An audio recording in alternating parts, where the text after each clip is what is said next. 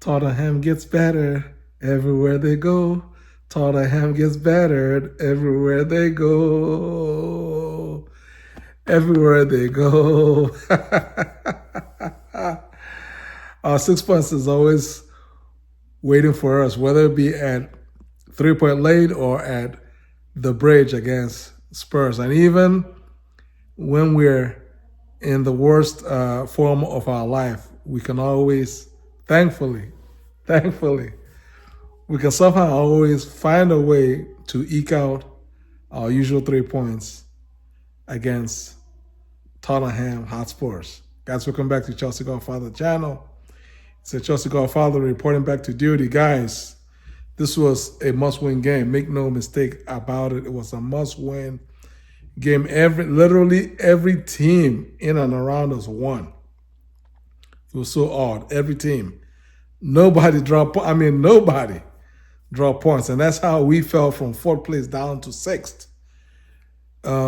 City won, Newcastle won, Aston Villa won.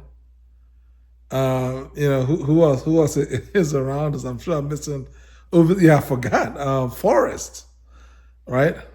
Nottingham Forest won, right? So that's 4 teams in and around us. They all won in terms of the teams that are in it for this top 4 race. They all won. Nobody dropped. Even Forest didn't even drop 2 points against Man U. We were just hoping they could drop something and at least give us a chance to get closer. But no. We are trapped in 4th, in and around 4th. And so this had to be a must-win against Spurs. And, I'll be honest, even though Tottenham gets battered everywhere they go, I wasn't too confident. I have to be honest, because we haven't really been playing well as of late. We haven't been playing well.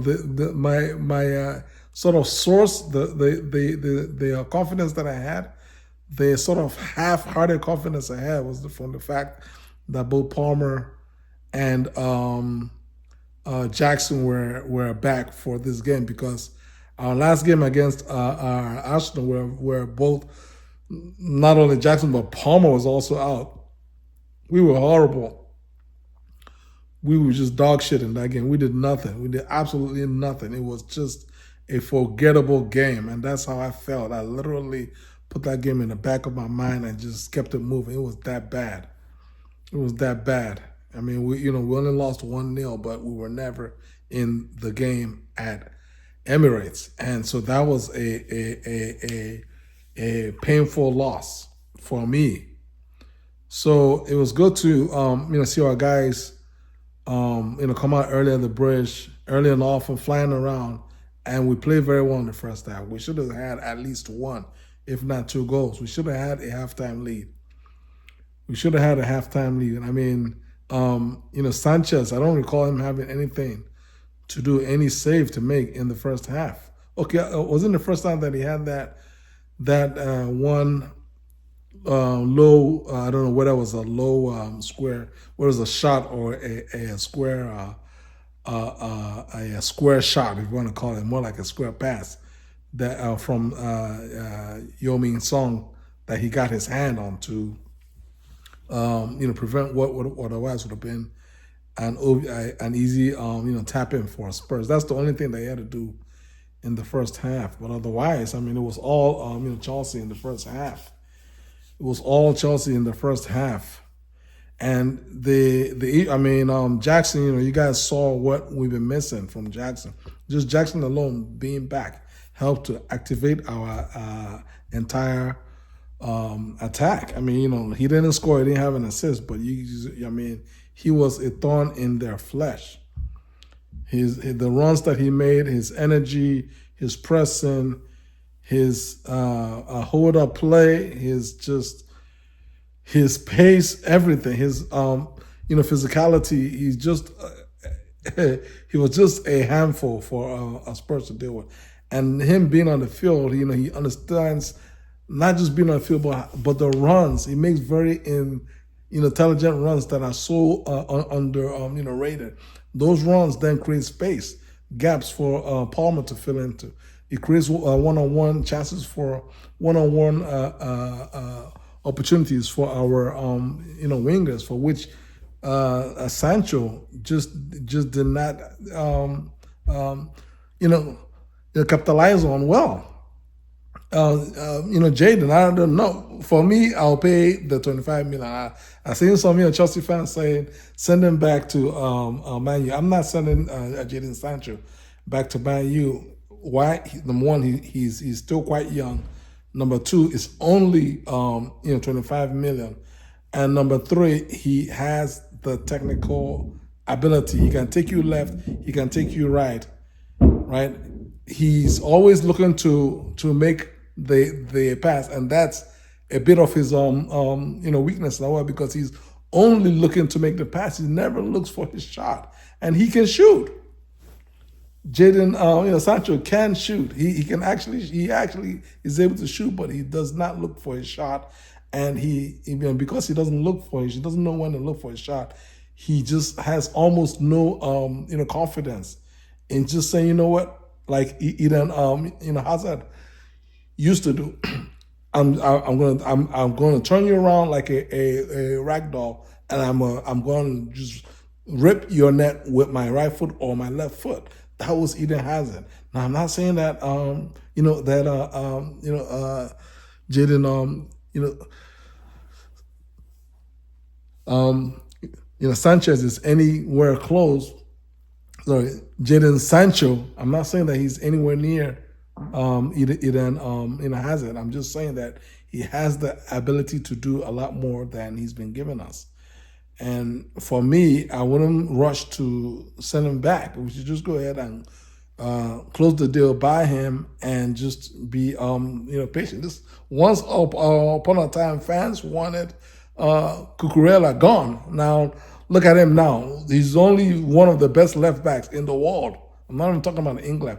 Cucurella is one of the best left backs in the world. After his first season, Chelsea fans wanted him sold. After 1.5 seasons, he was almost sold, but we got lucky that there was no takers, and so he had to finish up the season. When he finished up, in the process of finishing up the season under Pochettino last season, he caught form. He caught a good patch of form, and again the rest is history. And so what I'm saying is, let's be patient with Sancho. Then of course you guys already know our best player this season. No, not Cole Palmer.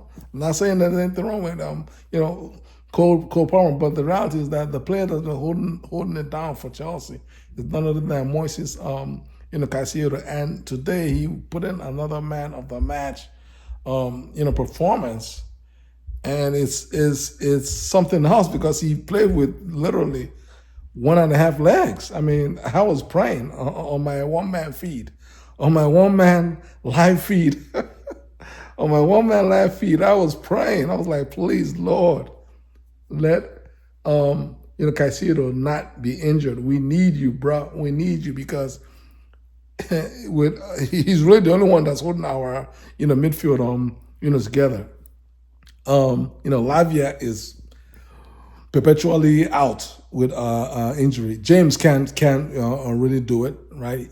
James can't really do it anywhere nearly as good as Caicedo. And so if Enzo is not that type of defensive midfielder. So if anything would happen to him, it's going to be rough for Chelsea, because we don't have much backup options. So, thankfully, he was able to, shake it off. It took him about 10, 12, 13 minutes to, shake off that knock. He was literally limping on one leg for a good 10 minutes. But once he, shook it off, he turned into a monster and just put in another brilliant midfield, masterclass.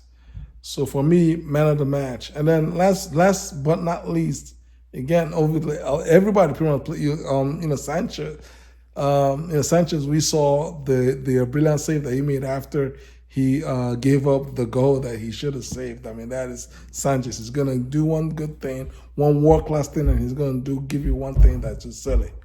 And it is what it is. But last but not least, kudos to Maresca for finally making the necessary defensive subs to help us basically seal everything in the back and grind out the 1-0 win. It was apt today that Tuchel was in the crowd because the way that Maresca set up his back line going to 5 at the back is pretty much reminiscent of when Tommy T was at the bridge and helped us win the Champions League. So I'm just hoping that it's onwards and upwards from here. Our next game is on Sunday away at Brentford. Again, needless to say, it's 3 points. 3 points onwards and upwards from here. 3 points pretty much every game.